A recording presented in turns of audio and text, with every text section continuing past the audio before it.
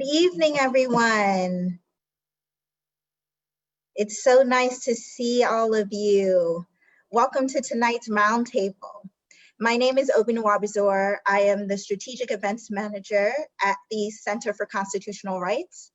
We're so glad that you've joined us this evening, and to keep us all engaged tonight, I'm going to go over a few house rules and instructions.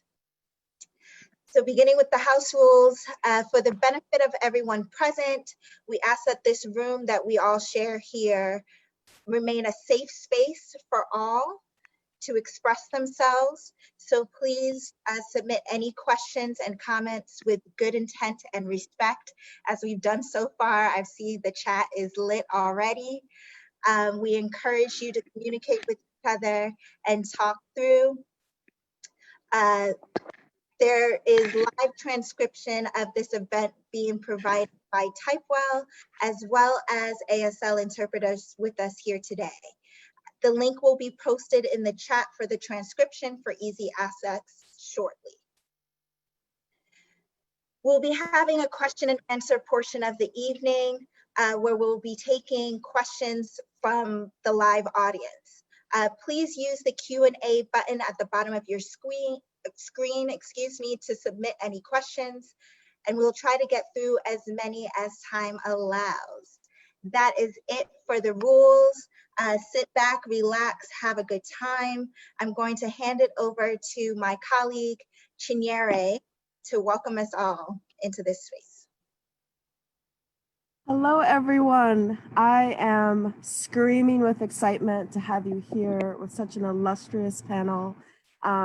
Just a brief intro, my name is Chinyere Ezie. I'm with the Center for Constitutional Rights. And, you know, we're here in Pride Month, recognizing it during a pandemic within a pandemic. And we thought, what better way than to go back to Pride's roots, you know, which are that of a riot where queer and trans people, Black queer and trans people were in the streets demanding that they have a seat at the table, which is so parallel to the moment that we're in. Again, fighting against police brutality. We thought no better time than the present than to convene this wonderful conversation with such incredible guests. So I want to just go briefly into their bios, but before I do want to recognize that, again, we're in a moment of so much havoc for so many. We've lost so many people in our community. Their names are on our tongues. We have, you know, the Lorena Borjases. We have so many queer and trans familia who we've lost to COVID, who we've lost to police brutality, and who we've lost to sort of toxic misogyny and violence. So I do want to begin this program just with a brief moment of silence where we honor those who we've lost and we carry forward with the spirit of true resilience and honoring their memory with the fury of our movements and our work. Thank you. So with that, you know, as we come together from both a place of mourning, but also a place of resilience, of appreciating and centering Black bodies in this moment, Black queer and trans bodies in this conversation, I'd like to just take a moment to introduce our incredible guests, and we'll go one by one. So first and foremost, she hardly needs an introduction, but please join me in welcoming Miss Major Griffin-Gracy, who, as so many of you know, is a veteran of the Stonewall riots, a proud former sex worker, a survivor of Attica State Prison, and a transgender rights activist and elder who's fought for over 40 years to create visibility for trans women of color. There's just so many ways to uplift the work that Miss Major has held down, but she's been a movement mother to so many. She has held things down at the Transgender and Variant and Intersex Justice Project in Oakland. And here she's joining us today from Arkansas, where she's running the House of GG, an incredible retreat center and spiritual home for Black trans women and gender nonconforming leaders across the South. Ms. Major continues to speak about intersectional injustice across the world, and she has a book forthcoming out in 2021. Y'all, please help me give it up for Miss Major Griffin-Gracy. I am Thank you, Miss Major, for joining us. I also can hardly contain my excitement to welcome to the stage Hope Giselle. She is a national organizer, author, archivist, and inclusion specialist. I had the pleasure of meeting this good sis when I was living in Alabama, where she was one of the first, probably the first, out Black trans women to graduate from Alabama State University, a historically Black college there. She graduated with a fine arts degree. She has been using her voice, her platform to do such incredible work, including the publication her new novel, Becoming Hope, Removing the Disguise. She's also the host of an incredible podcast, Can We Talk, a sought after voice in the LGBT plus movement. Please, y'all, welcome to the stage, Hope Giselle. Put your love in the chats, put your love in the chats. Our guests need to know that we are screaming with excitement to have them here today. So not to be outdone, we also have K Agbebiyi, an incredible organizer, macro social worker, currently based in New York, who has done nothing short of drop the most important resource on abolition that's come down in the past, certainly past month, 8 to Abolition. They're a co-creator of that amazing resource, and they're an organizer with Survived and Punished New York chapter. We are so glad to have you here, Kay. Please give it up for Kay. The K Hive is in the building. I feel like the Bay Hive needs to get themselves together because they got nothing on the K Hive from what these chats look like. And y'all know so much the amazing work that Kay's holding down. So thank you so much for being here. We're so glad to have you. This is like one of those things where it's like Christmas, but like the really good one where, you know, it just gets better and better and it's not a whack holiday. So y'all, we have Oluchi Omeoga on this panel. They are just the business. In addition to helping co-found the Black LGBTQ plus Migrant Project, they're also holding things down as a co-founder and core team member of the Black Visions Collective. Yeah, that's who you've been sending all your coins to because of the vital work they're doing in Minneapolis right now on police abolition and just getting people together. It is such an honor to have you here, Oluchi. You can learn about Oluchi's incredible work on their Instagram and also at Black Visions Collective and official BLMP. Please welcome Oluchi straight from Minneapolis, if they're not in DC at the moment, which might be the case, but we are so glad to have you here. And just because we decided to like completely outdo ourselves, I'm also so delighted to introduce you to my wonderful colleague who inspires me every damn day. Sorry, language. Alex Webster.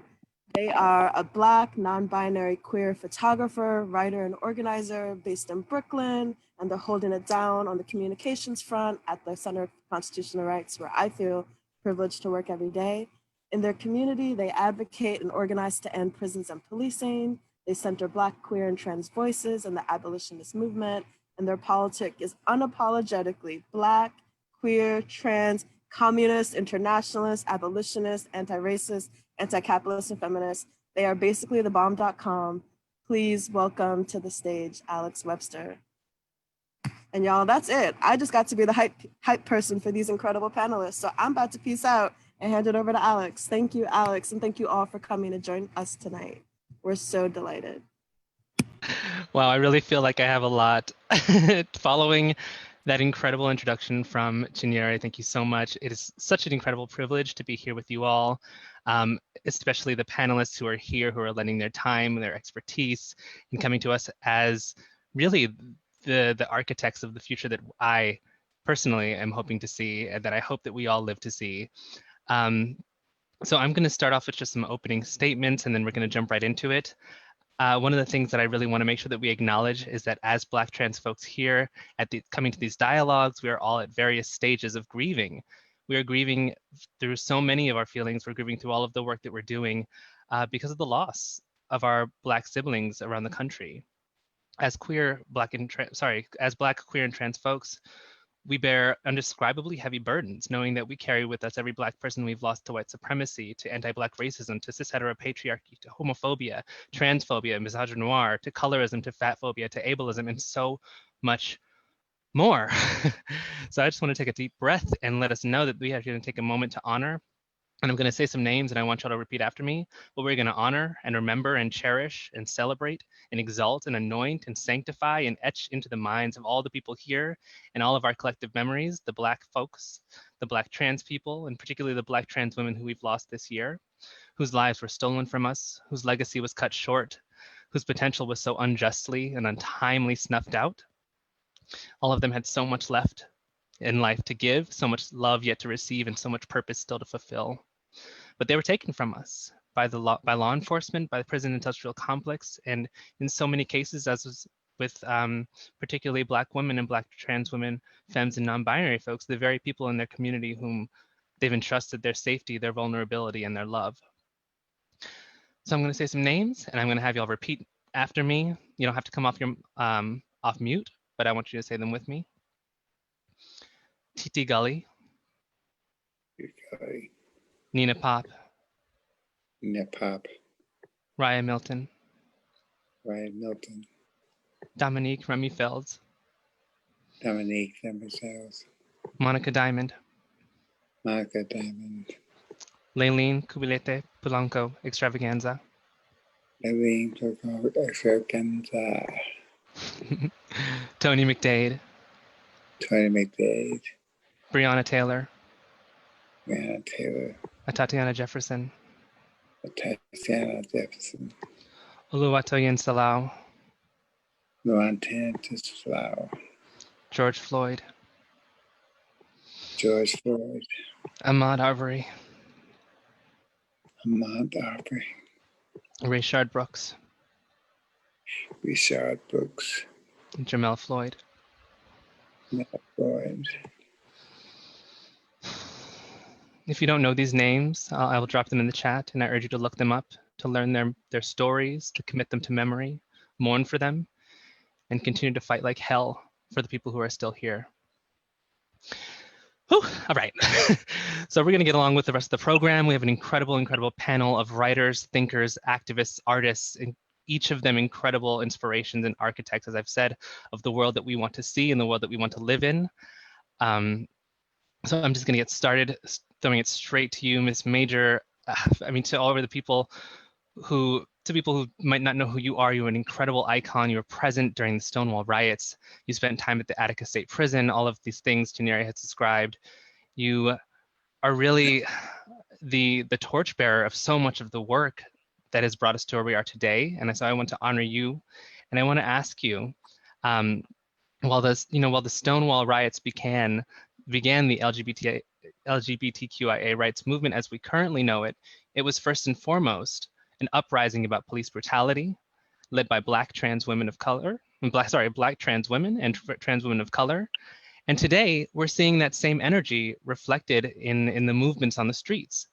Can you talk to us about what you perceive to be sort of the lasting legacy of Stonewall, and talk about also the role of Black trans women and trans women of color in that fight and how they've contributed to that fight for liberation?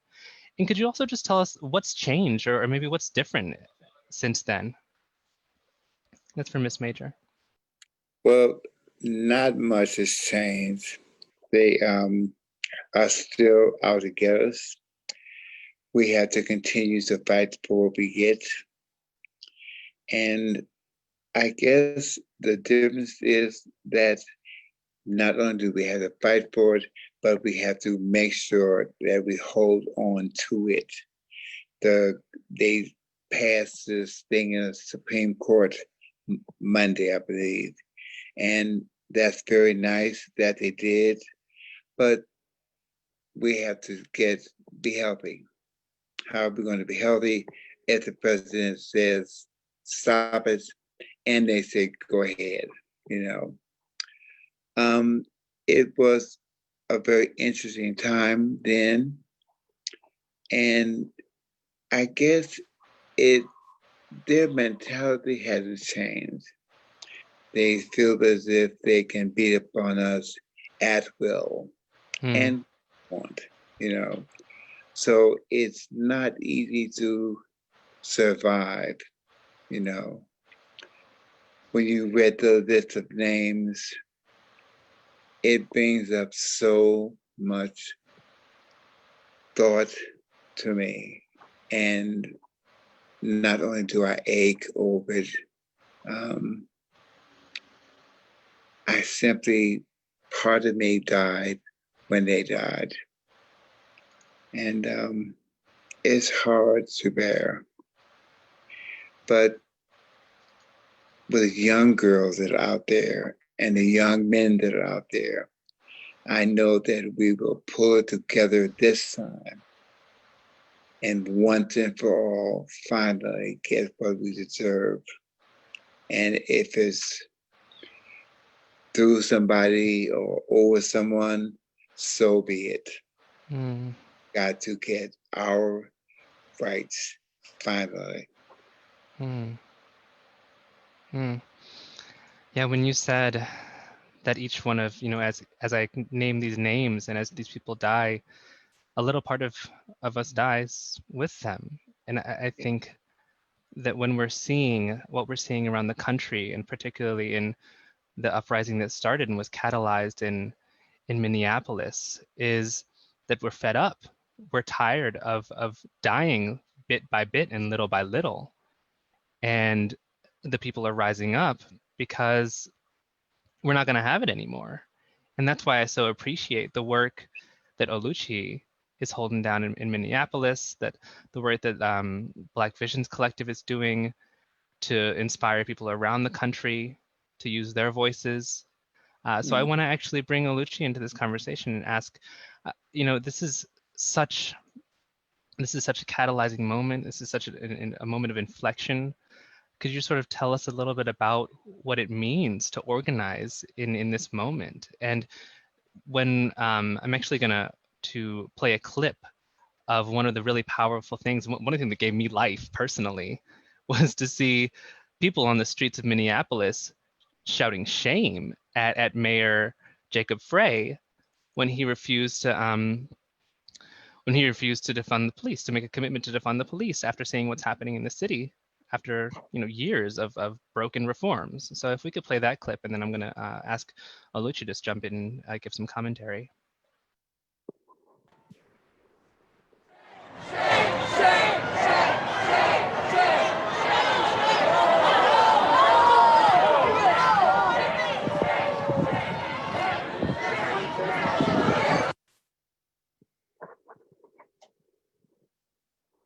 Oof. Yeah, I think that video speaks for itself, but also Oluchi, if you could jump on and give us a little bit of a taste of what it feels like to be organizing in this moment of really heightened fervor, and also reflect on some of the demands that we should be carrying with us, the ones that the folks on the ground in Minneapolis are really calling upon their electeds to do. Yeah, hey y'all, my name is Oluchi, names any pronouns. Born and raised Minnesotan, live in Minneapolis now. It's interesting because I speak through astrology, and like this all happened in Gemini season, which was very, very like on brand for Gemini season, right? Like there was a lot of highs, there was a lot of lows, there was a lot of highs, there was a lot of lows, right? It was definitely like very polarizing, in an interesting way. But like with all of the death, all of the sadness that we saw, there is also hope. There's also resilience. There's also Black joy. It was interesting because when we organized around having the city council actually pledge to disband and defund the Minneapolis Police Department, Miss Major was actually the people that I had to call to like get one of our family members in order, right? So if folks know, Andrea Jenkins is actually the city council member in Ward 8, basically where that murder happened. And she wasn't on board with defunding the police at first. She wasn't on board with with dismantling the Minneapolis Police Department. So we had to like actually call folks from all over the country to basically get her in order. And I just want to say that, also like thank Miss Major for that, because that actually helped push her to pledge to defund and disband the Minneapolis. Yeah, I think what's so beautiful for me in this time too is that really the uprising, not even just the uprising and the protesting, but all of the strategy that's going into this moment, this movement towards abolition, is being led by Black, queer, young, and non-binary folks and trans folks, right? And like really understanding that and knowing that and holding that this movement strategically and on the ground organizing is being led by Black, young, queer, and trans folks. And like really just being rooted in that and uplifting that at every single point, right? When we talk about like who was at Stonewall, right? When we talk about like the history that we have against police brutality and abolition, right? It's always Black, young, queer, and trans folks on the margins. And really just saying that in every single space and understanding that these are the people that are going to lead us towards liberation. I don't know if I answered all your questions. No, that was beautiful. That was incredible. And I'm glad that you segued us into that, because that's going to be a really big part of our discussion going further.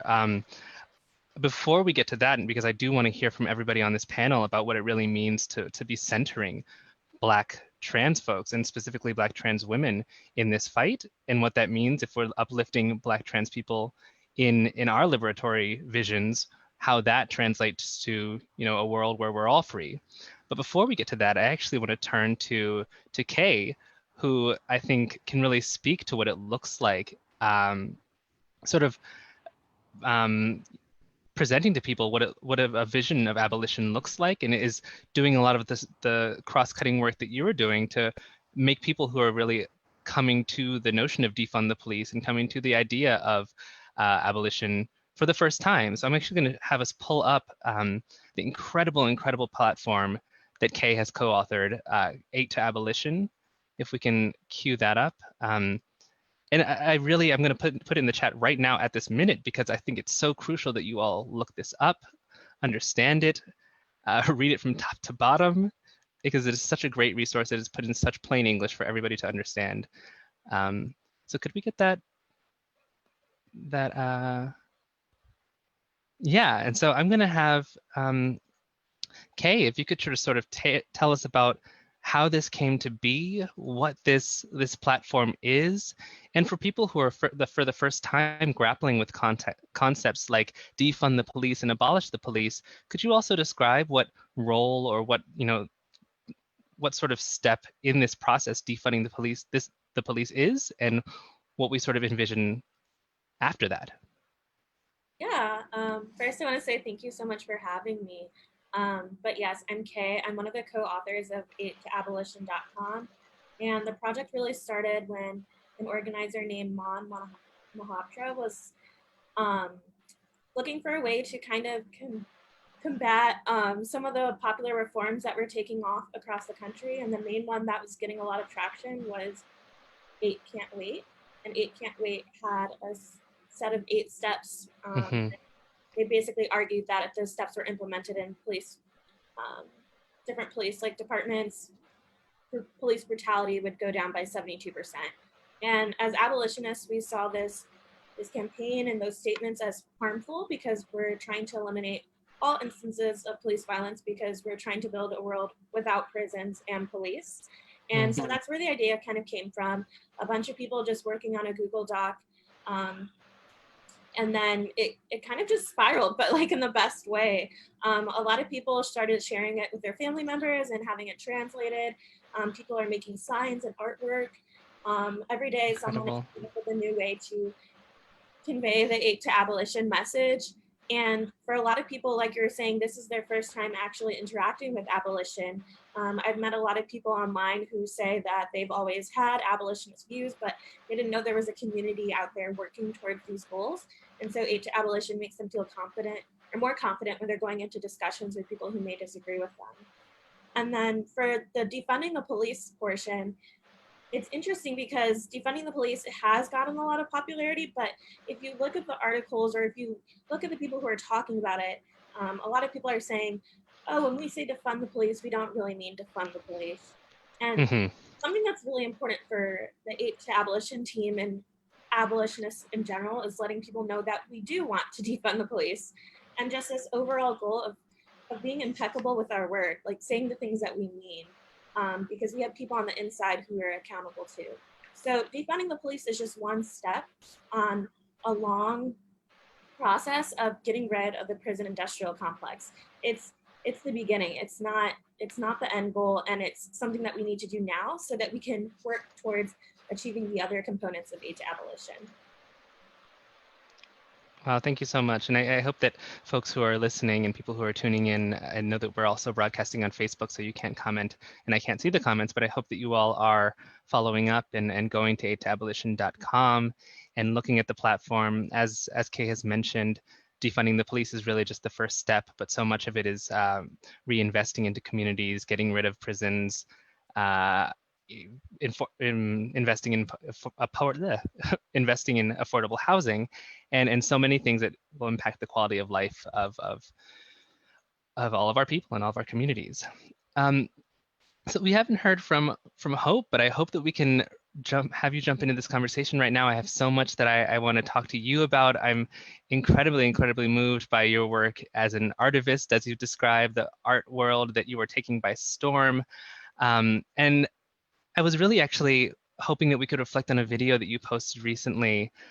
And I think it's so appropriate for this moment and for this audience that we talk about the ways in which being Black and trans in this movement is a different experience to being cis, or a different experience to not being LGBT, and still showing up for our Black cis heterosexual men, and showing up for Black cis women who are fighting this fight. So I'm actually going to have us pull up a short clip from a couple of weeks ago that you posted that I think really underscores how crucial it is that we center Black trans women in our fight for liberation. So if we could pull that up with the audio.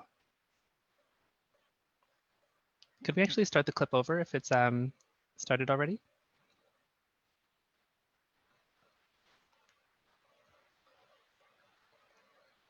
Uh-oh. I wasn't hearing anything, but maybe we'll get that clip in a moment. In the event that we don't get the clip, maybe I could have Hope, if you don't mind describing to us what was going through your head when you made this video, and sort of try to give us the Cliff Notes version for folks who can go and maybe watch the clip later and try to understand where you're coming from. And oh, okay, it's ready. All right, let's put on the video.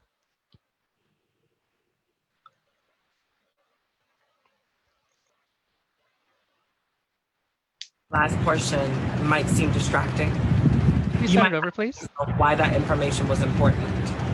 But every single day of my life, I find myself having to disclose exactly why it is. I find that if I don't tell people that I am transgender, that my life hangs in the balance. And when I do, I'm judged for it. And oftentimes, like we've learned twice this week. Hi everyone. My name is Hope Giselle.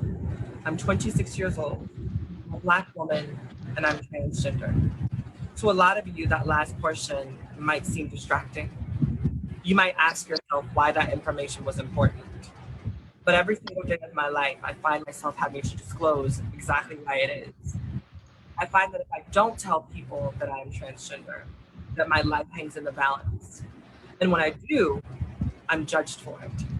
And oftentimes, like we've learned twice this week, I can be killed.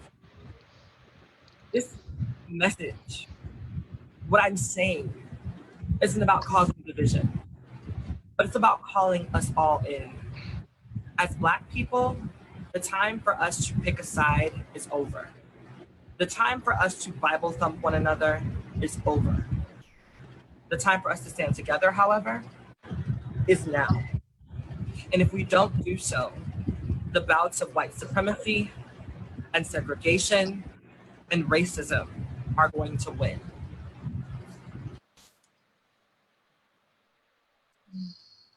So I just want folks to sit with that for, yeah, give some snaps, show some love in the comments. Yo, that was such, a word. So if you want to describe to us what was going through your head when you made this video, and what people should be keeping in mind, especially our non-LGBT and our non-trans folks who are here joining us today, what they should be keeping in mind in their own fights. I think that for the most part, for me, it's been a lot about having intersectional conversation around the ways in which Black people sort of share space, and the way that we share a disdain for racism and racial injustice, and the ways in which we share a disdain for the mistreatment of Black people based on the color of our skin. However, I think that it's also important and imperative that we hold Black people accountable for then distancing themselves from the Blackness that does include queerness. And trying to negate the ways that queerness has helped to progress Blackness, and the ways that queerness has helped to progress the movement. The very phrase Black Lives Matter, the movement that is the Black Lives Matter movement, was formed by two queer, people. And the idea that we are now being pushed out and erased, and the way that people talk about the movement and say like it's being co-opted by the Black trans women, it's absolutely ridiculous. And so a lot of my messaging is going to, and has centered itself around being able to have conversations that are empathetic, however pragmatic and holistic. We have to be able to listen to one another and hear the needs of the entire community, or else we're going to continue to sit at the table with the glass that's half empty and nothing else to pour when it comes time for us to make those demands and, put forth those actions, like, the 8 actions that are going to lead us to abolition. And that's kind of where my head was, and that's where my head usually is whenever I release content. Yeah, it reminds me of a vigil that I attended earlier this week that was hosted by BYP 100 and a couple of other organizers through the Okra Project and for the Girls in Black Trans Travel Fund. And what I really appreciate about the work that folks like the Okra Project and others are doing is that they're centering and really uplifting the visions of a world free of white supremacy, but one that is rooted in a politic that is cementing the very material needs of Black trans folks in the process. And so if we're uplifting these folks in our community ourselves, if we're centering ourselves in what we need as the most marginalized people in our circles, we were going to be getting to a place of liberation that actually meets the needs of everybody in the community, and not just, cishet Black men, period. So I'm going to open up the panel discussion and start asking just questions to the whole of you all. This is really a moment, as Chinyere said, that is a pandemic within a pandemic. And I think maybe from all of our different spaces, we can speak to this question in a different way. But with this spotlight on systemic racism, with the spotlight on police brutality and violence and hypervisibility, but also hypervulnerability of Black trans people, how has the work shifted? How has your advocacy shifted in this challenging moment? And also, what is sustaining you through this? If we want to start with Miss Major, and then just go in the same order that we had before, if Oluchi wants to go next, and then Kay, and we can have Hope chime in.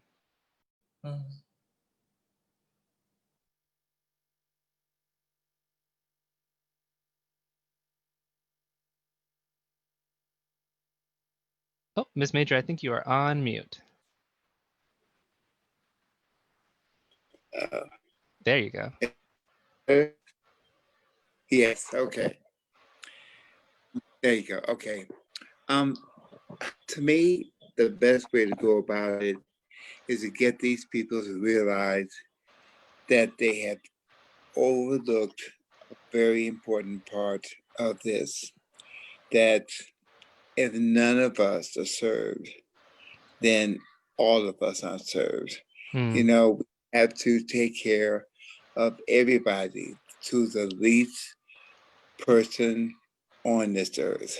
No matter if you're homeless or if you have a home, you've got to realize that we do deserve this. And like the lady said, in the beginning, everybody, the people who started Black Lives Matter were gay people. Wow, yes. all of a sudden, they don't realize now. So all Black people have to matter. That's beautiful. I was wondering if the second piece, when you're, when you're organizing, especially now in this moment, which we are all hoping is a movement, not a moment, but what is sort of sustaining you?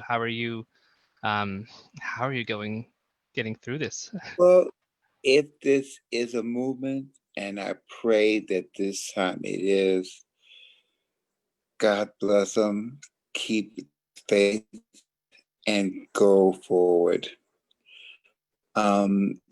It doesn't change the way I go about it, because I've got to instill in young Black people the hope, the will, and the desire to change it as it is. That more than anything else is my ambition. So Yes. that's to them. Mm.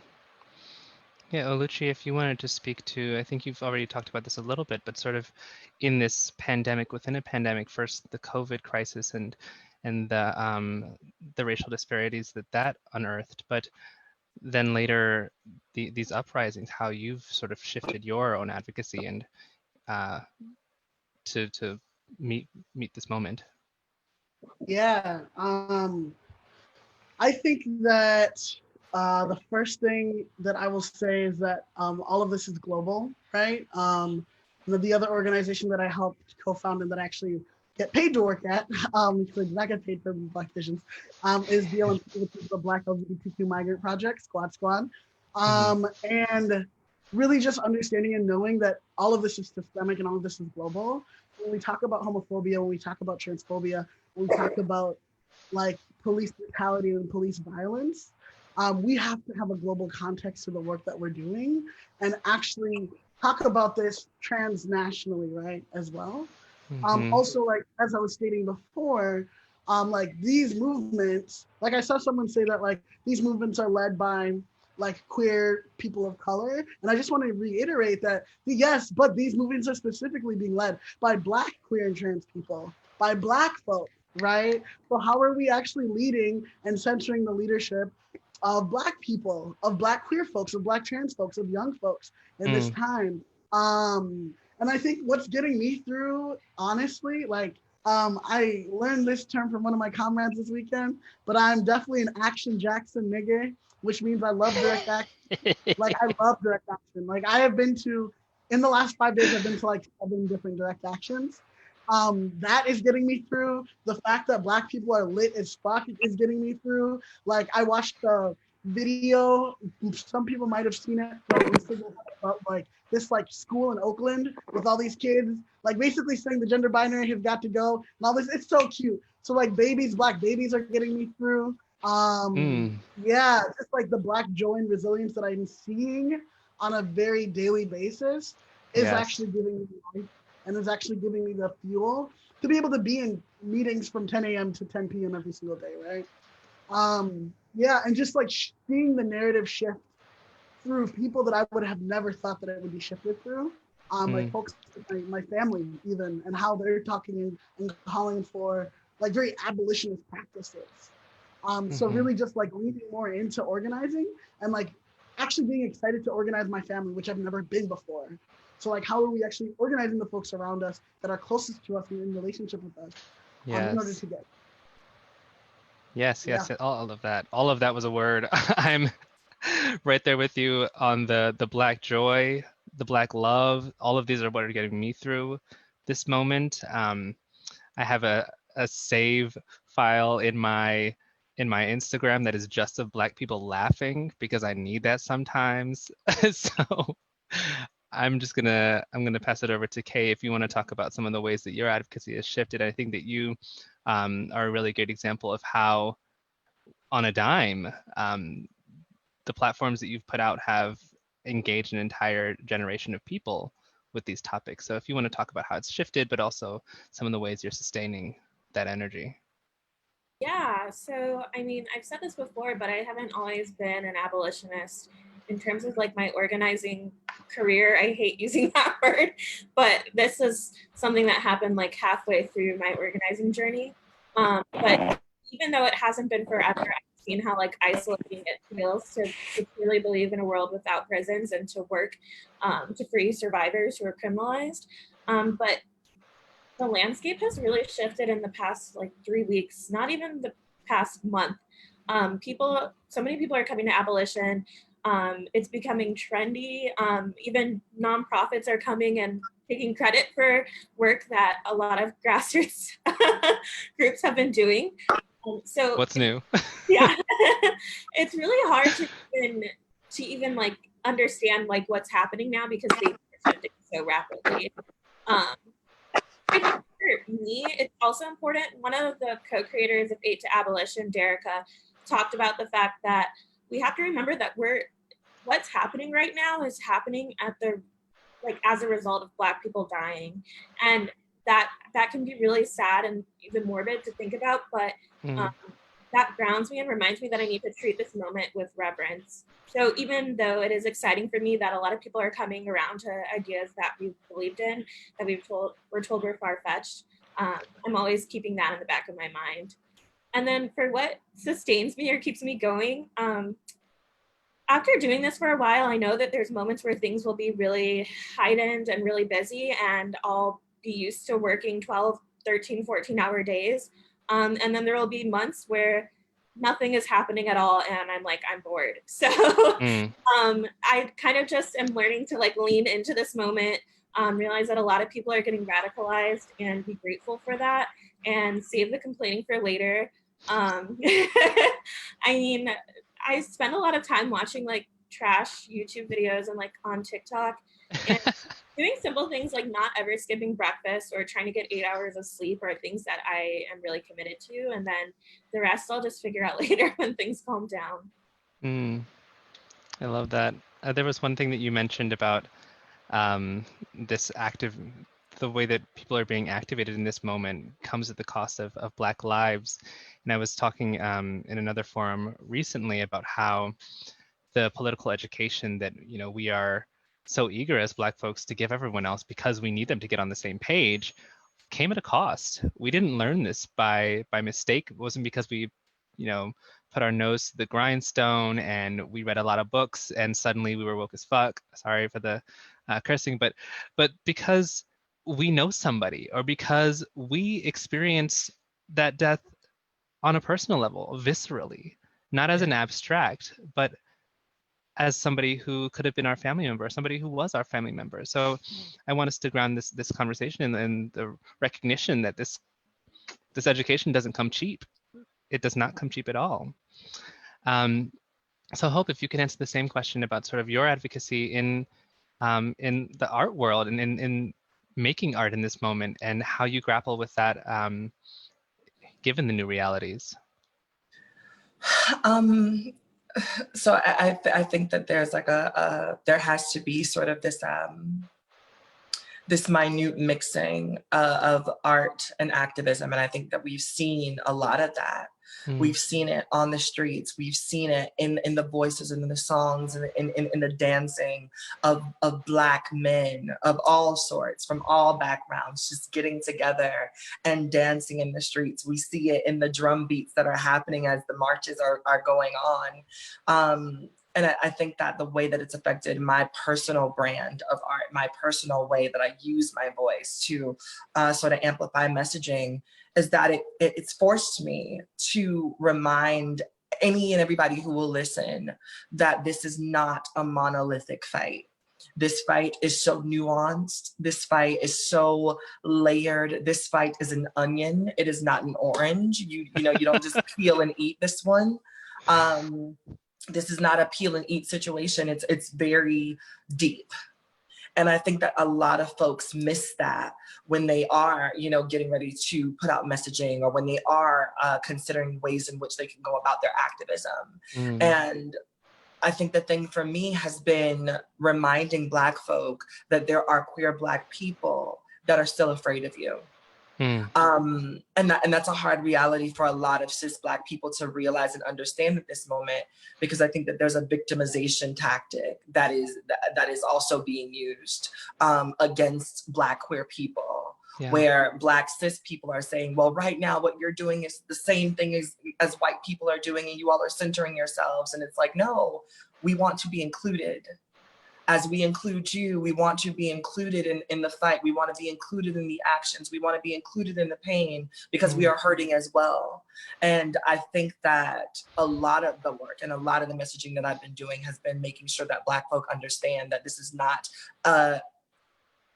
us or, it's an us and, you know? Precisely. It's very much so an us and sort of world that we're living in this moment, and that's really affected the way in which I present a lot of my new information and a lot of my new art forms. The thing that keeps me going and the things that get me by are honestly my relationships, whether they be with my hopefuls, which I playfully call my Instagram followers, or whether they be with my friends, or a love. My relationships have really been kind of sort of keeping me grounded and in a space of understanding that I have to take a break sometimes. There are days where I look at my social media feed and there is nothing but pain. And then I go to my own page and there is still that same pain. And sometimes I have to occupy my space, as you do, Alex, with smiles, right?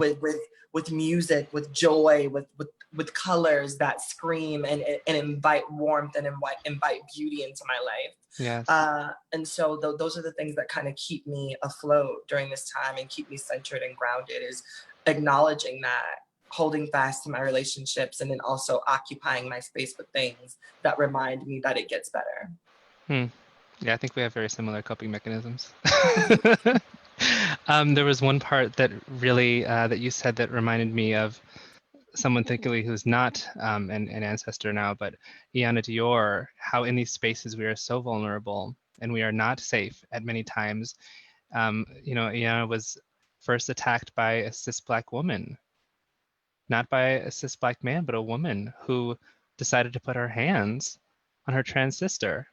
And so when we're talking about this, it's so crucial that we recognize that it's not just cis Black men that we need to call in, but it's everybody who is going to try to put their hands and threaten the life of their queer and trans siblings. So I'm going to shift slightly. I actually wanted to, just in time for the 50th anniversary of Stonewall, Miss Major, you had created a video that I want us to play really quickly because I love it so much. And so this is made at the beginning of 2019, and let's just play the clip. Let's roll the clip.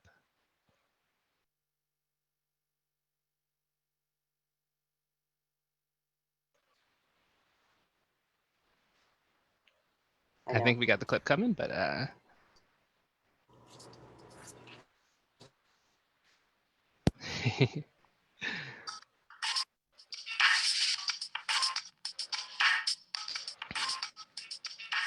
The police have been like monsters. Could we get the clip on the screen? It looks like we're just able to see Miss Major's beautiful photo. And it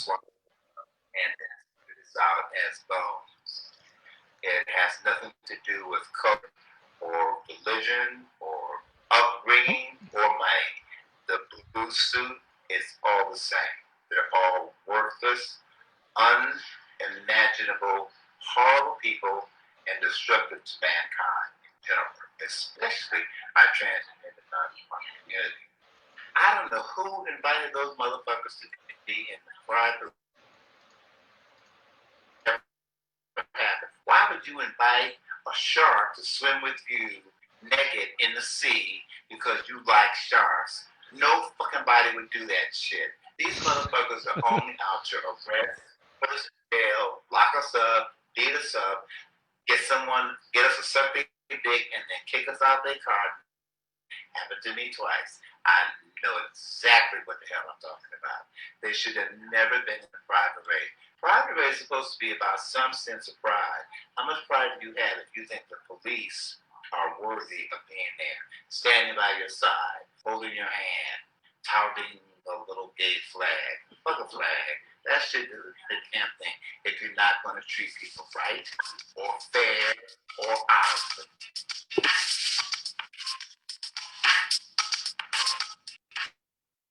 I'm just going to say it. period. But really, that video was so incredible for me because I think that so many people have become accustomed to seeing police at Pride that they don't even think about the fact that Pride was an uprising against police brutality. It's a perversion of what Pride is. So I'm just gonna ask you, Miss Major, if you could tell us about your own journey toward police and prison abolition, and if you have any updated things that you would like to express to the people who are inviting the police to Pride, if you could share those words. There is no excuse for police at Pride, period. None whatsoever. They beat us down. They trampled over us. They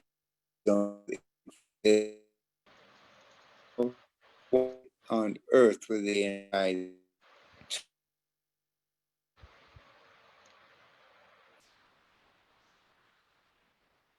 invited? Believe in us. We commit all kinds of things, but the police is not a part of it. You know, so I don't see why anyone would believe in that, you know.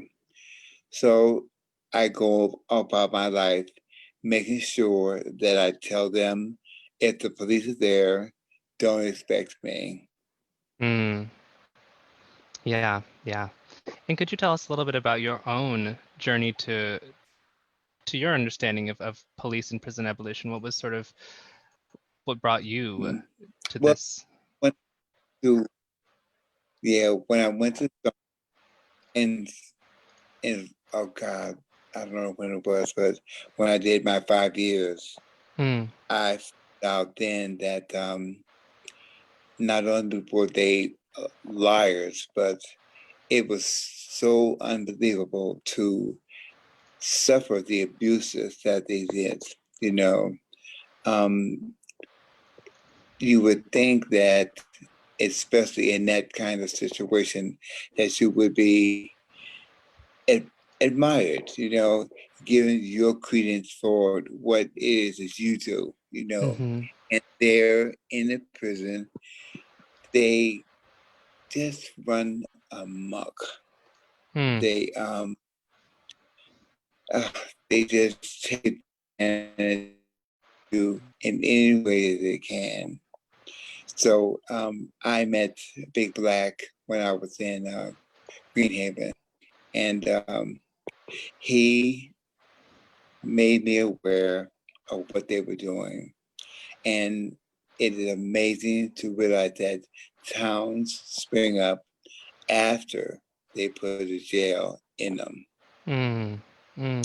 So, you know, it's a whole series of things that exist because the prison is in that town. Yes. So it's definitely politicized me. Yes, thank you so much. Yeah. Wow. I want to continue to encourage people to be putting questions into the Q&A box. We're going to be looking through those so that we can ask our incredible panelists to answer a couple of questions from the audience. We see there are already a couple of them there, but please get your questions in. I'm going to turn over to Oluchi again. I think you've already talked about this a little bit, but you know, as the flashpoint of the latest Black Lives Matter uprisings around the country, and especially with the announcement that you described that the City Council is going to be entering this, I believe it's like a year-long process to disband the police.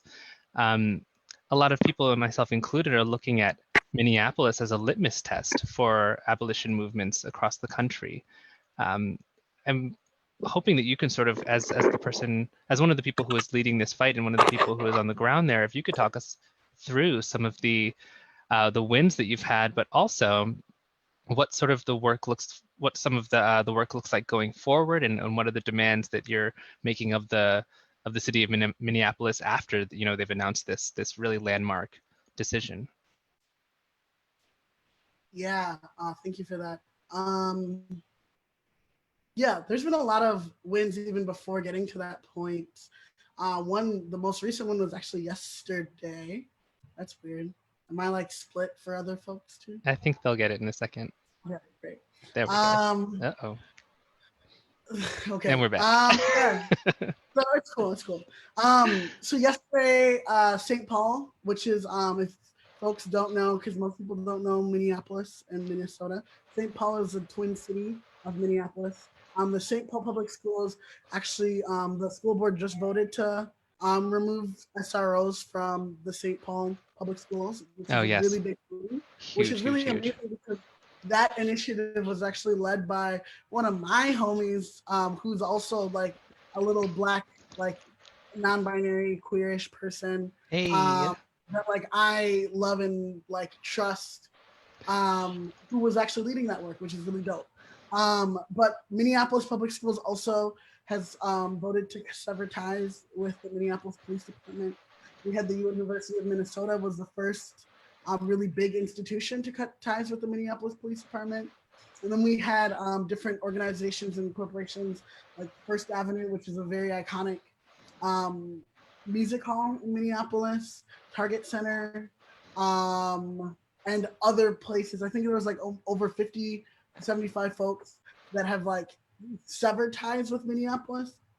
And then that took us to, I'm glad that you showed that video of Jacob Fry. Oh, was it Fry? Sorry. Yeah, it's Fry. I don't really care that you say his name wrong because he's Black, but it's Jacob Fry. Yeah, because that on that truck was actually me and my homie Candace. We were the people that called him out. And then the next day on Prince's birthday, we were able to get a veto-free majority of the city council to actually vow to start the process to disband and defund the Minneapolis Police Department, which is really big, right? So in this time right now, what we're looking at is understanding one, like really pushing the narrative that just defunding and even the abolition of just the police is not going to abolish anti-Blackness. It's not going to abolish, right, capitalism, right? So while we're working toward defunding or disbanding or however we want to say towards abolition, we also have to understand that the prison system also has to be abolished, right? Patriarchy also has to be abolished because patriarchy is what's killing our Black trans sisters, right? Patriarchy is what's killing us, right? And then also, how does capitalism also feed into all of these things, right? So it's a lot to do, but very, very, very gratefully, we are being flanked by like folks that have been doing this like alternative means work for a very long time. So folks like Shir Hassan and Miriam Kaba are actually helping us talk about like, how do we make a community safety led process in this moment? What does that actually look like? And like more granularly, what we're doing right now as far as the next step towards abolishing the police is we have to change the city's charter which is the city's charter, for folks who don't know, is like the constitution of a city, right? So in our city's constitution, Minneapolis city's constitution, it actually, the police department is a charter department, meaning that we have to have police. So how do we change that in order to actually abolish the Minneapolis Police Department and like steer more towards community-based solutions? Wow, it sounds like there's a lot of steps ahead, but I'm incredible. It looks like we're jumping around a little bit, but it sounds like you all are off to a really incredible start. And in coming out of the gate, hearing the support that you're getting from folks like Miriam Kaba is just an incredible testament to the work that you all are doing and how transformational it really is. I'm gonna bring in Kay, and I think that continuing this conversation about what are our next steps, what are we demanding next, and what are we sort of fighting for? I know that as we introduced you, you mentioned that you are a social worker, and as calls for abolition are sort of growing in popularity, we're starting to hear chatter of simply, replacing police with social workers and mental health professionals. But I think that, as Oluchi is alluding to, patriarchy and white supremacy are not these places are not untouched by those ideas. So as a social worker yourself, what do you make of sort of these proposals to replace police with social workers. And then in addition to that, oh gosh, I lost the questions. Where'd they go? Here they are. Yeah, does your vision of abolition sort of just look like a legion of social workers at the beck and call of the public? No. I assume not. Let's get into it. Yeah, so I think that a lot of the calls to replace the cops with social workers are actually done in good faith. And I know that because I was one of those people who had those ideas before I entered my MSW or my Master's of Social Work program. But through reading more and learning more, and especially organizing with Miriam Kaba and Survived and Punished, I was able to realize that the issue with the prison industrial complex is not just the police. It's how we define harm, and it's also how we define safety, and how we define accountability. And until we redefine those ideas, replacing cops with a mental health professional or someone else is not really going to change the situation. And also through reading and learning and organizing more, I've realized that other people are doing the work of redefining harm and accountability, etc. And these people are usually queer and trans folks of color. So that's one of the reasons why I don't support social workers replacing cops. Another reason is just that in many communities, social workers do function as cops. They're just one additional step before families have contact with police. And social workers are responsible for an immense amount of harm, especially in Black communities, separating people from their families, and really just approaching clients with a really, really racist lens. And so I think that's something that needs to be addressed as well. So in my ideal society, after we abolish every single prison and get rid of every single police officer, there won't be a group of social workers because there won't be social workers. You're putting yourself out of a job. Yeah. Okay, first of all, I don't want to work, so this is perfect for me. But yeah, a lot of the things we're learning in our overpriced programs could be learned within community with each other. And so I want the skills that are professionalized in social work to be accessible to everyone. And I don't want harm to just be thought of something that can only be handled by professionals. So yes, abolish the police and abolish ICE and abolish cages. And when we do all that, social workers are going to need to go too. I love that. I'm glad that you're willing to put your job on the line. I think in this ideal future, we all have universal basic income and we're not subject to the whims of capitalism to get our basic needs met. So yeah, period.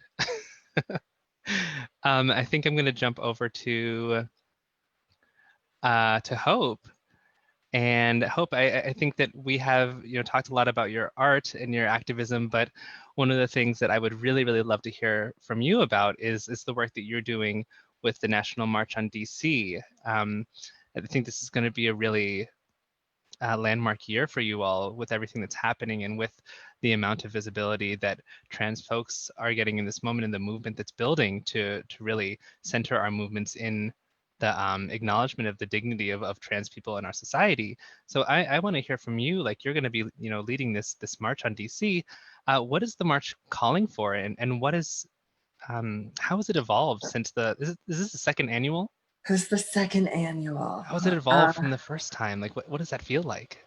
We've cut a lot of the fat. We've trimmed a lot of the fat from the edges. And I think that a lot of the things that we were doing in the first march were just trying to be seen and trying to make sure that the visibility was there.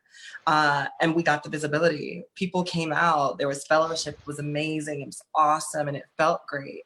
And this year, our new focus is to make sure that folks understand our action plan and our game plan, which is to make sure that Black trans women are no longer a target by either the police system, the government, and Black men who are killing 98% of the trans women that have been on the list that we've all unfortunately seen. A lot of the work that we have cut out for us is going to be making sure that we're having comprehensive conversations for folks who don't understand that and don't understand why this is important to trans people, and especially and specifically geared towards Black trans women. So as of now, what we're doing is we're having bi-weekly to monthly conversations that will be moderated by myself and my good sister Tatiana. And we'll be having different voices from the trans community that do include trans masc and male folk, that do include folks who are non-binary, but also identify as trans, because that is a thing. And people don't understand or recognize or respect that as well. And all of those conversations will kind of gear up to the major march and the major conversations and the major moves that we're asking for people to make sure that they are aware of the folks who are making the decisions in their district, in their cities, in their states that affect trans people. We don't want to continue to see more bills being passed that deny trans folks of healthcare. We don't want to see more bills being passed that continuously allow landlords to remove us from our homes without so much as a real explanation. We won something major with job protection, and that was awesome, and that's great.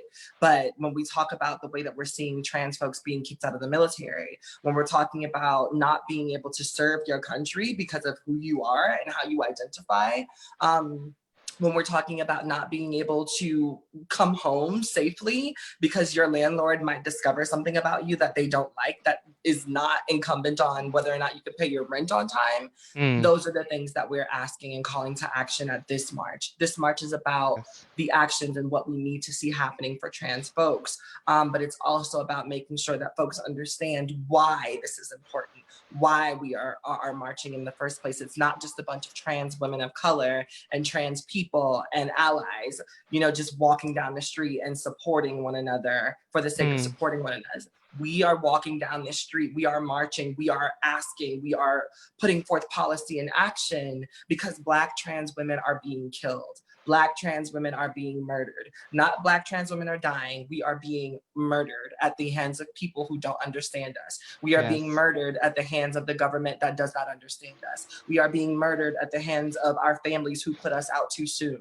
We are being murdered because of or miseducation. Once again, we are being murdered because of miseducation, and it can't keep happening.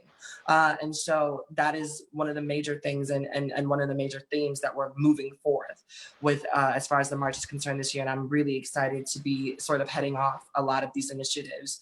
I'm really heading off as one of the keynotes this year that you all will be able to hear from as we continue to pile on the information and pile on the policy and pile on the ways that we want to make sure that a Tony McDade, a Nina Pop, even an Ayanna doesn't happen anymore within the Black community and within communities where people of color dwell very heavily. Yes. Oof.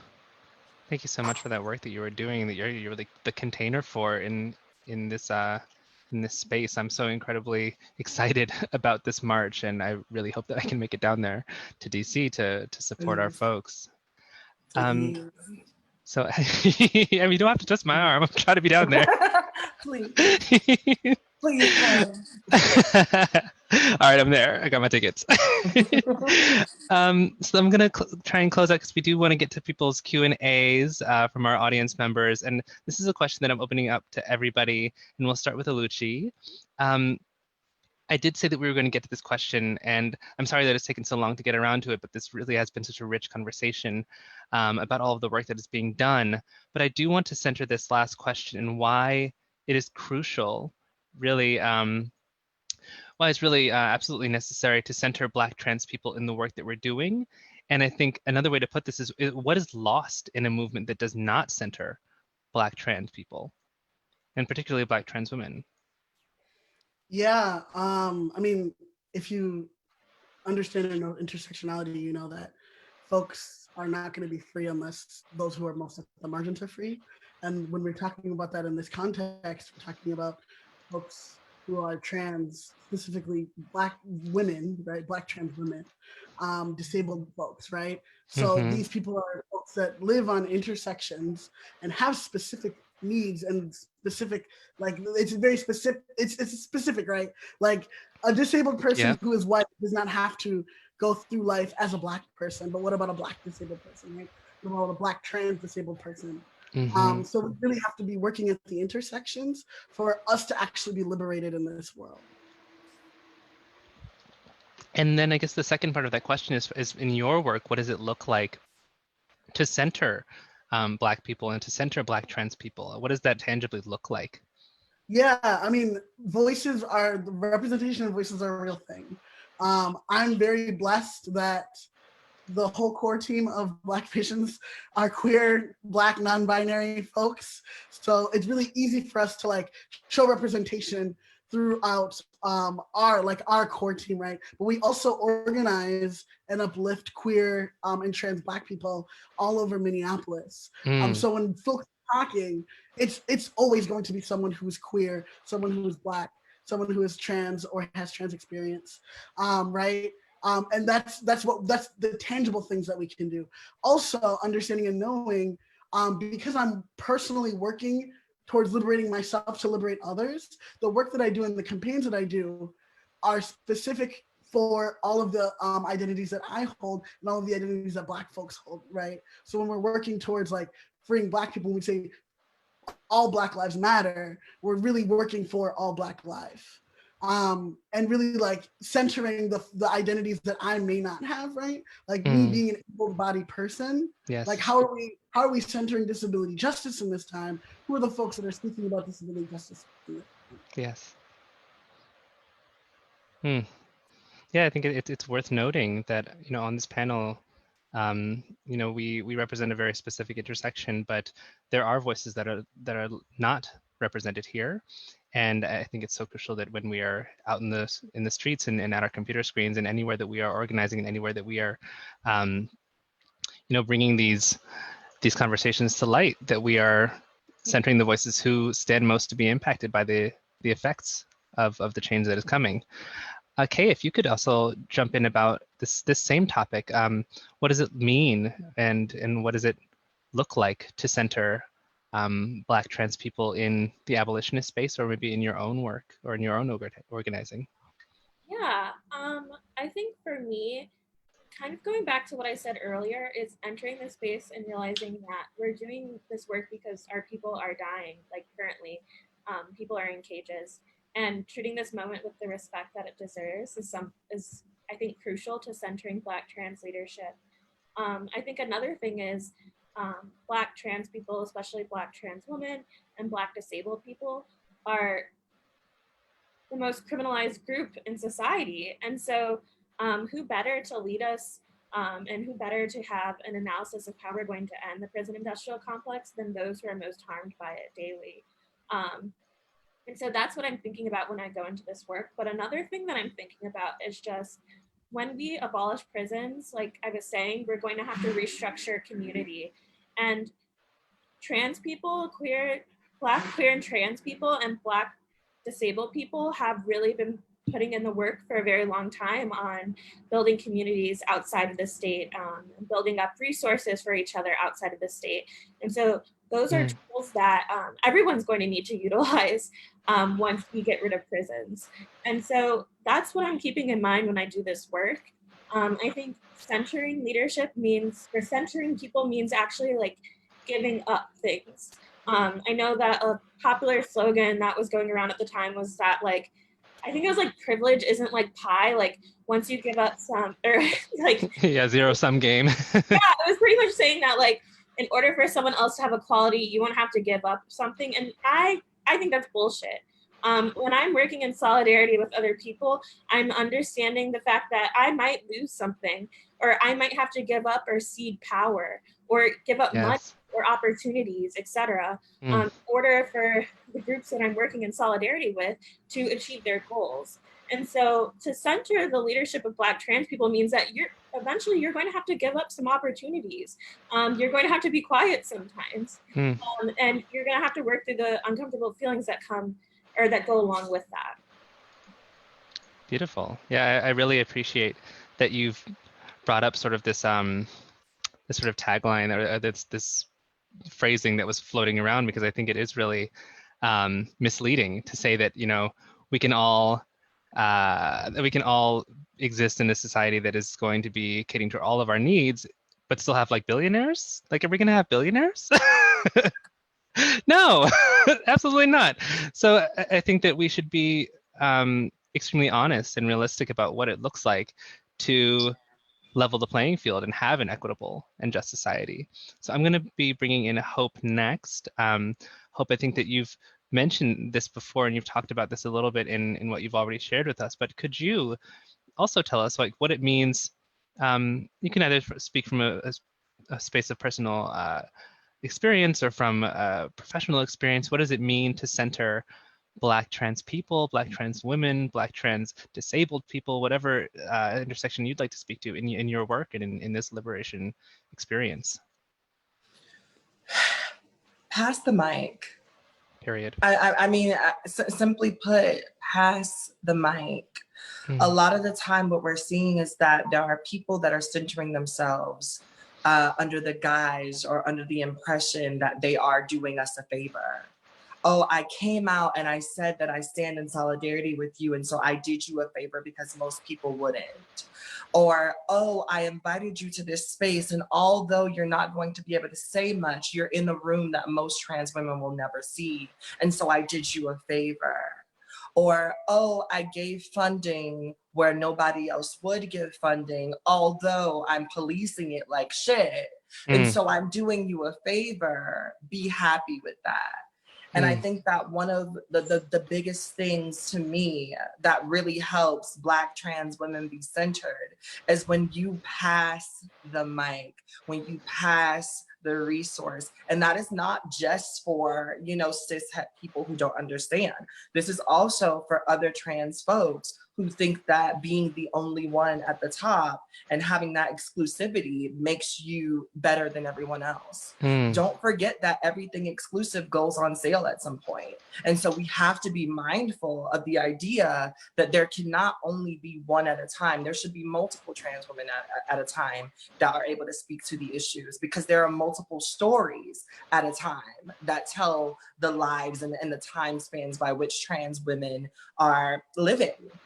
Right. And so centering that and being able to center those voices means that you are setting free a group of people who rarely get a chance to be heard, who rarely get a chance to collect their own funding and actually allocate that for communities, who rarely get a chance to be seen as anything other than what the media paints us to be, which is usually sex workers or, you know, hairdressers or just fashion designers or wig makers or personal purses, right? Or Barbie dolls for the rich and famous or gay men. And centering the voices of trans women does not only mean centering the voices of the women that you think pass or that you think are traditionally beautiful as well. I see a lot of people using the hashtag trans is beautiful, but it's populated with all of these carbon copy women who are beautiful, however, are the farthest thing from what the people who are afraid of trans people look like. Right. And I think that what we have to start doing, not only in a public space, but in a nonprofit space, but in corporate spaces and in social spaces, is offering up the space to the people who are most qualified to speak on it, and not just the people who are going to look the best in front of the camera. It is nice to see a pretty face. It is nice to see a beautiful smile and an awesome, you know, just hair laid and all that good stuff. But when we are talking about abolishing the prison system, when we are talking about the way that trans women are still being incorporated into male prisons, whether they have surgery or no surgery, we need to really be focusing on the people who are geared up, ready, educated, and have done the research on this work to get it done. There should be no reason why we're still sending around lists to people of Black-led trans organizations. And we're not just talking about outside of the community. We are talking about intercommunal lists that we have to send out to gay men. And let's be very clear, we're not just talking about white people. We are talking about our own people. Centering the voices of Black trans women in this movement means you have to know the voices of Black trans women in this movement. And that does not mean just making one friend. That does not mean after you get off of this, you know, this live and this webinar that you follow Hope Giselle and now I'm your one trans friend. It means getting to know the Ashley Marie Prestons. It means getting to know the Angelica Rosses. It means getting to know the Blossom Browns. It means getting to know the Toni Michelles. It means getting to know the Mariah Moores. It means getting to know the people that you don't know. And it means amplifying those folks in a way that helps them to amplify the message for a community that is not often amplified unless we look a certain way, sound a certain way, make people feel comfortable with our appearance, and it's absolutely asinine. So if you want to help, pass the mic and do so with the intention to see people in the fullness of themselves and not in the fullness of what you think femininity looks like. Ooh, that was a sermon. And you're gonna hurt some feelings with that one, because you let them know that it really is not just about just memorizing some pronouns and uplifting the most beautiful passing people that you know in your life or that you know in the media. It is so much more. It's so much deeper. It's so much more unpacking. It is so much more fighting our own biases, our own transphobia, our own internalized transphobia. There's so much that we have to unpack, and I think that you just really summed it up so beautifully. So thank you so much for that. I think that we are at the point where we're going to start collecting Q&A from the audience. So that was all from me. Thank you all so much. That was, really a huge team effort from the folks over here who were so excited to have these panelists with us and have so many more questions that we want to ask, but we are limited on time. So I'm hoping that we will continue this dialogue offline. I don't know, once Corona is gone, over a beverage, whatever that means, some lemonade, or if you want to, whatever y'all drink, it's on me. But we're going to jump over to some of the questions from the audience. We're so pleased that people have been engaged in this process. I have had it like one eye on the chat at all times, probably looking a little bit wonky doing that, but trying to also get my snippy remarks in. So we're going to look over at some of the Q&A questions, and if you want to throw back up the Q&A slide, or if not, we're good. So I believe this one is from an audience member to Kay. Kay, oh, there they are. Awesome. So Kay, this is a question coming from one of our audience members. They have said, we are in a moment of collective grief where a lot of people in our community are seeking justice and sometimes revenge in response to Black death at the hands of the police, as well as interpersonal violence. From an abolitionist perspective, what do we do about community demands to arrest and convict killer cops and other people who murder Black people and Black trans people?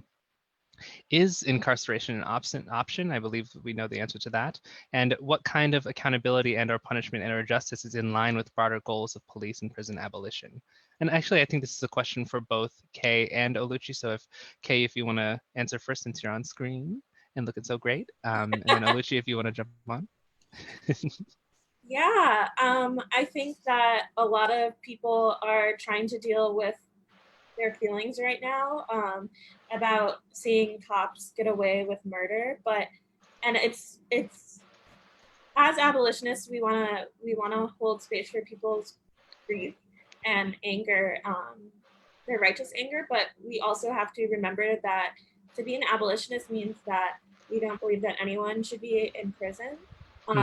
Even if that is something that's really difficult to hold, even if it's someone that we deem to be the worst person in the world. And that doesn't mean that we're condoning certain behavior. It means that when we say we're abolitionists, we actually stand behind what we're saying. Yes. And so I think when you actually have a structural analysis of things, it's easy to, well, it's not easy, but it's easier for me to let my personal feelings go to the wayside. I can be as upset as I want about a police officer murdering someone, but I also know that I'm trying to, at the end of the day, get Black people free. And police officers being arrested is not getting me closer to my goal. And that, for a variety of reasons. For one, the public spectacle around getting police officers to go to jail really wastes some of our momentum that we could be using to actually push through closing jails. Also, the police officers in these situations usually get away. They actually make money oftentimes from these situations. And then it also perpetuates the narrative that jail is a place where bad people belong. So to say I'm an abolitionist except for murderers, or I'm an abolitionist except for people who commit sexual harm, that's not being an abolitionist, and that's okay. Not everyone is an abolitionist, but you need to be truthful about who you are. I think that's really important for me. So what does accountability look like? Well, I'm not a survivor of, I am a survivor of sexual harm, but I'm not like the family member of someone who's been killed by the police. So I can't tell them personally what healing or accountability would look like. But I know that it would be a process that would actually work to create sustainable solutions for harm instead of perpetuating more harm. And that harm usually only falls on Black people. So I think that basically we have to get creative. I know for sure what I don't want, and what I don't want is prisons. And when it comes to the world that I'm trying to build, I'm taking suggestions along the way, and I'm keeping an open mind. But I think it's really easy to be like, oh, someone was bad, let's just throw them away. But I believe in abolition. But it's a lot harder, but a lot more meaningful to actually think about harm.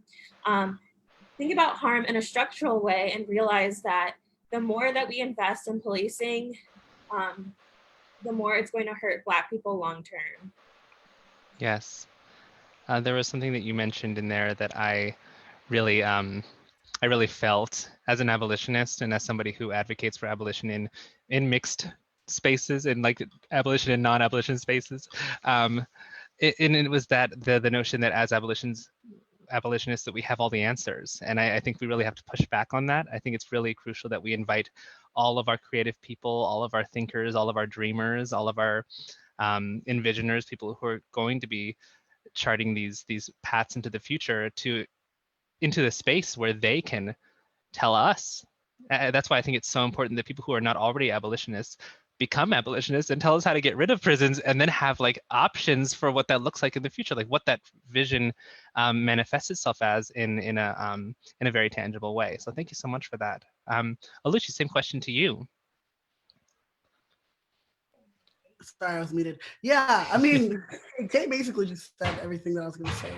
I think the one thing I just want to cement in people's minds is that abolition does not mean an abolition of accountability, right? Yes. And I think that like when people think about like, oh, how are you gonna like hold people responsible or accountable, or whatever language they want to use, is really just like, how are you going to be accountable to the hurt and the harm that happens? Yes. And also really cementing that like the abolition of police or prisons doesn't abolish harm, right? I just think it's like, how do we actually address harm in a way that's not retributive but is transformative, right? So what are we doing to like actually, so like when we talk about transformative justice, right, and we talk about like how do we actually change the systems that allow this harm to happen so that this harm does not continue to reoccur?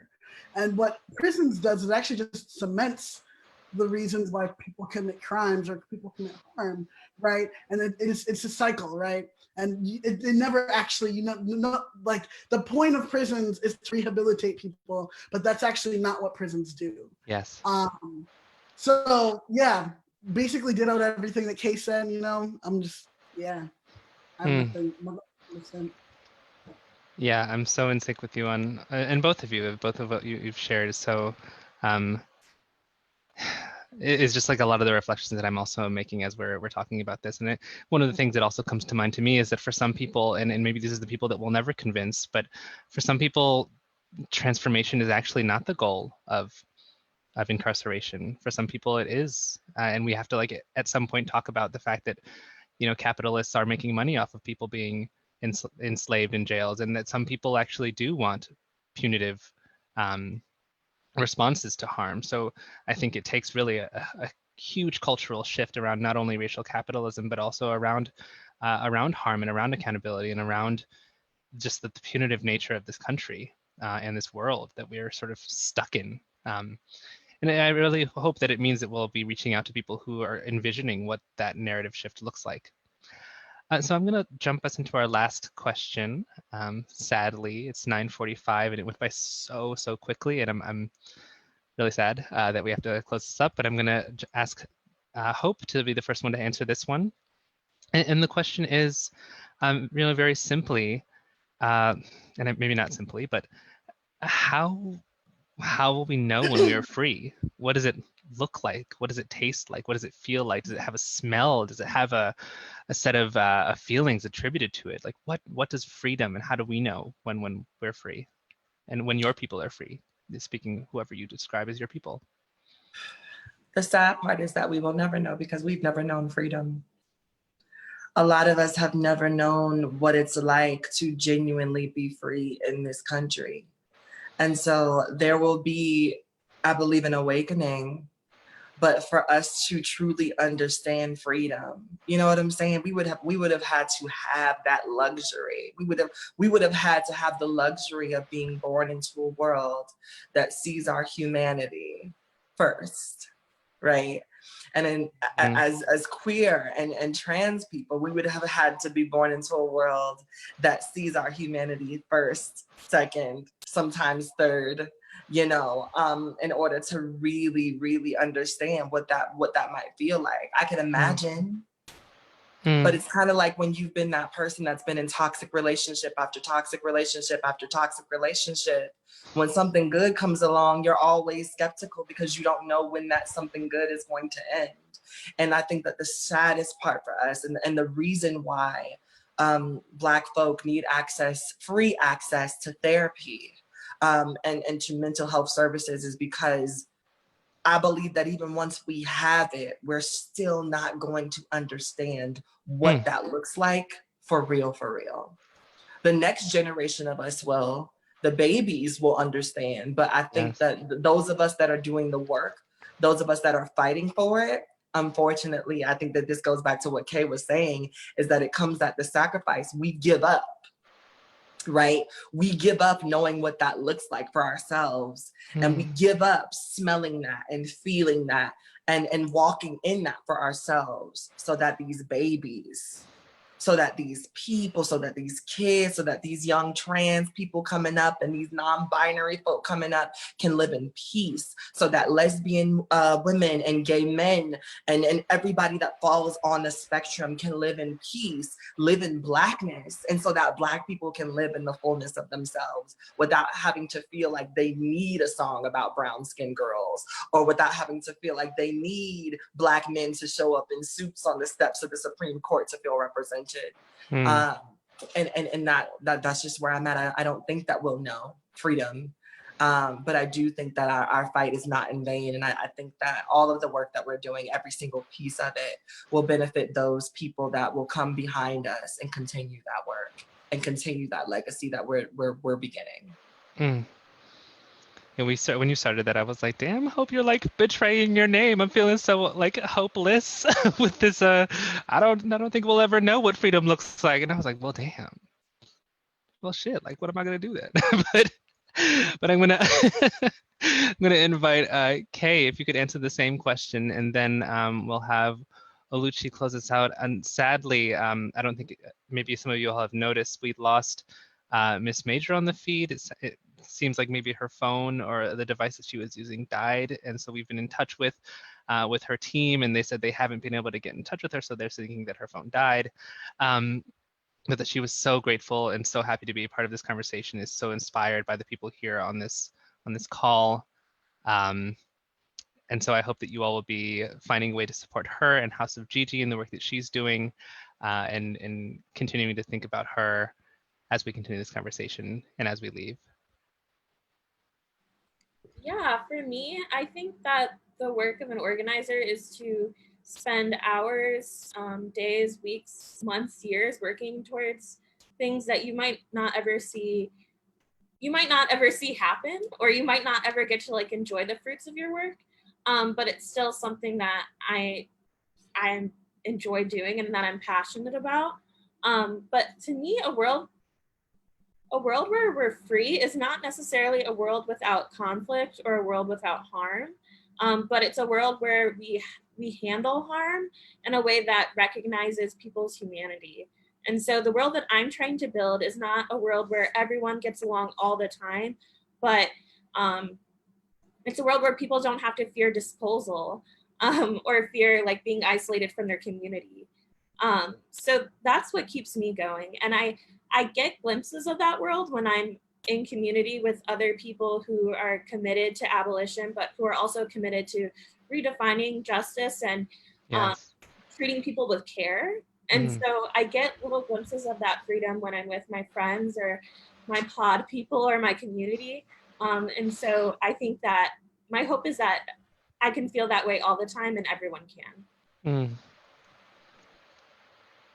Yes, thank you so much for that reflection. I'm thinking to the times where I feel like I'm most in community, and I do feel free. I do feel like, no matter what was going on outside of those walls or outside of that park or outside of that room or, wherever we are that we're calling community and we're claiming as community space, that inside of that, we are free.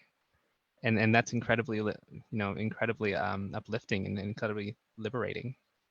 So Oluchi, if you want to give us some final words, what your thoughts are about freedom, and then I'm going to turn it over to Chinyere and maybe Obi to close us out. I don't know why y'all had me go last. I mean, Hope and K just, really put it down. So, yeah, I would say I would ditto all of that. And the only thing that I would just reiterate is, I do not think that freedom, liberation, however you want to say it, looks like a utopia where no one fights. I don't think that's realistic, right? It's just that we have different ways of resolving conflict that contains and uplifts the humanity of the people that are in that conflict, right? And I don't think that we have that in this moment. I do just want to lift up one of my comrades, Mary Hooks, who is the director of Southerners on New Ground. Shout out to Song, shout out to Song fam. She has a mandate that is really powerful, and that I just want to invoke in this space right now because I do really appreciate it. So it goes, the mandate for Black people in this time is to avenge the suffering of our ancestors and to earn the respect of future generations and to be willing to be transformed in the service of the work. Again, it's the mandate for Black people in this time is to avenge the suffering of our ancestors, to earn the respect of future generations, and to be willing to be transformed in the service of the work. And I think that's my calling. Whenever I'm why am I doing this work? Really, I do it for the kids. I love the kids. I love the babies. And then also I'm doing it to avenge people that are ancestors, right? Like Marsha P. Johnson, right? People who are ancestors or elders, living ancestors. I think that's a thing. Some people are that's not a thing. Like Miss Major, right? So how am I doing that work that I might never ever see come to fruition? Yes, and thank you for closing us out with that mandate. I only recently heard of it, but it really reverberates in such a particular way with me. And so I hope the same is true for everybody else here, that when you hear that mandate, you will carry it with you and make it a rallying cry where you organize and where you are demanding justice. So I'm going to pass it over. And I want to thank you all so much for letting us have you a little bit longer than we intended to. It's 9:53 now. And I know that we said we're going to close it out at 9:45, but it's been such an incredibly impactful experience for me, particularly to be the moderator of this conversation and to be among such titans.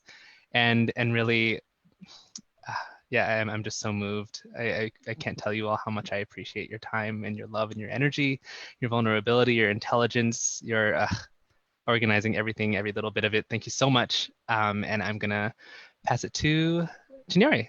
Thank you so much, everyone. I don't know about you all, but my heart is so full. I'm so glad that you were able to join us for this historic moment of remembrance, of gathering, of community building, and these digital ways that we've been forced to find now that COVID, police brutality, so many pandemics, racialized pandemics are impacting our lives. So from my heart to yours, I extend gratitude. I extend well wishes for our ongoing struggle together. And I want to end with a poem because I'm that kind of queer, the cheesy kind, that many of you perhaps have heard and is already near to your hearts. But from Lucille Clifton, Mama Lucille Clifton, won't you celebrate with me this thing I've shaped into a kind of life? Born in Babylon, both non-white and woman, what did I see to be besides myself? But I made it up here on this bridge between starshine and clay, my one hand holding tight the other. Won't you come celebrate with me? Every day something has tried to kill me. That's what tonight's been about, y'all. It's been about celebrating Black, queer, trans magic. You were feeling it the way I was feeling it. And with that, I just want to kick it back to my homie, Obi, to close us out. Please show some love for the panelists in the chat. We've been living for your comments. We feel so held this evening. Show your appreciation to folks and be in touch soon. Thank you so much, Chinyere, for ending on that note. You know how much that poem means to me as well, and I really do love it. And so thank you so much. I just wanted a few housekeeping notes to end us, starting the way that we ended. This video was recorded, and it was also recorded and streamed to our Facebook. So if you want to go and visit and revisit this video, as I will surely do, to get all of these notes that were dropped, okay, and relive all of the power that was shared here in this room, in this space today. Please feel free to visit the Center for Constitutional Rights on Facebook, and that live will be there. We will also be sending out a thank you email tomorrow to everyone that joined us this evening. So you will get some key snippets there as well. Please be on the lookout there. I wanted to share a message that came from Miss Major's team. She was so sorry for having to drop off a little bit early and to miss the question and answer portion or some of it. So we wanted to make sure, or she wanted to make sure that folks had an opportunity to ask her those questions. So I'm going to post in the chat here the email address for you to send questions to. And she will be sure to make sure that Miss Major sees it. So that's any comments, any show of love that you would like to flood her inbox with, I'm sure will be greatly appreciated, as well as any questions, and they will try their best to get to and respond to everyone. And so I think we're going to pull up the ways in which that you can find the Center for Constitutional Rights so that you can join us for more programming similar to this, as well as visit our website to look through the wide range of issues and work areas that we have cases and we do advocacy on. And we hope that you join us. Truly, we hope that you join us in the fight. CCR's motto is that justice takes a fight. We really truly believe that, and we believe that everyone is a fighter and has that fight in them. So we hope that you join us on our many journeys, and that you truly enjoyed this evening and that you will join us again. So we are on Facebook, we are on Twitter, we are on Instagram. So please find us and visit our website at www.ccrjustice.org. Thank you so much, everyone. Have a wonderful, wonderful night. We're gonna close it out with a little bit more dancing so we can party into, into our Thursday. Okay, now that we're home, Wednesday is the new Thursday. So we'll see you all later.